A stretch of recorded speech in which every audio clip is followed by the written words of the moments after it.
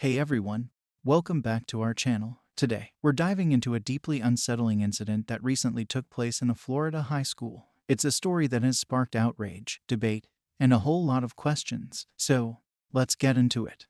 Let's set the scene. Imagine you're Joan Nadich, a dedicated high school teacher in Florida. You walk into your classroom, ready to educate and inspire. The day starts like any other, with students settling into their desks, the chatter dying down as you begin your lesson. But then, you notice something. In the back of the room, there's Brendan DePass, a 17-year-old student, engrossed in his Nintendo Switch. You think to yourself, okay, this can't go on. It's time to intervene. So, you do what any responsible teacher would do. You ask Brendan to put away the game console. It's a simple request, right? But what happens next is something you'd never expect. Something that turns an ordinary school day into a nightmare.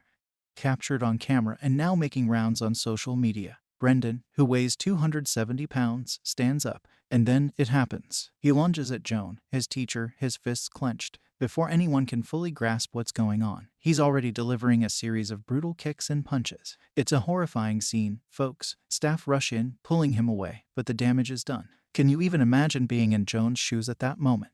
The shock, the pain, the utter disbelief that a student could do this. Let that sink in for a moment. So after that harrowing incident, you're probably wondering, what happens next? What's the law got to say about all this? Well, let me tell you, the wheels of justice are turning, and they're turning fast. Brendan DePass isn't just facing a slap on the wrist here. We're talking about a potential 30-year prison term for first-degree aggravated battery. Yeah, you heard that right, 3 decades behind bars. That's longer than most of us have been alive. But here's where it gets even more interesting. Joan Nadich, the teacher who endured this brutal assault, has made a surprising decision. She's chosen not to assist in reducing the severity of the penalties that DePass might face. Can you believe it? After everything she's been through, she's letting the law take its course without any interference from her side. So, this brings us to a burning question. What do you think should be the appropriate punishment in this case? Is 30 years too much, too little, or just right? And what about Joan's decision not to intervene? Drop your thoughts in the comments below, because I really want to know what you guys think about this.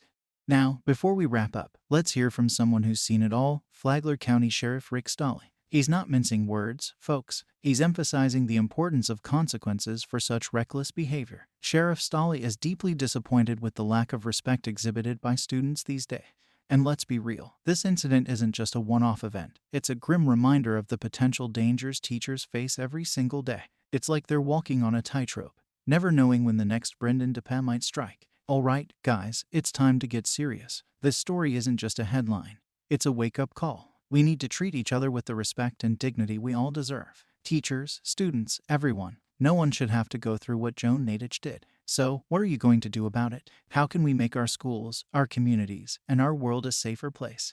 If this video got you thinking, hit that thumbs up button and share it far and wide. Let's not just scroll past this, let's spread awareness and make a real difference. Until next time, stay safe, stay respectful, and let's look out for one another.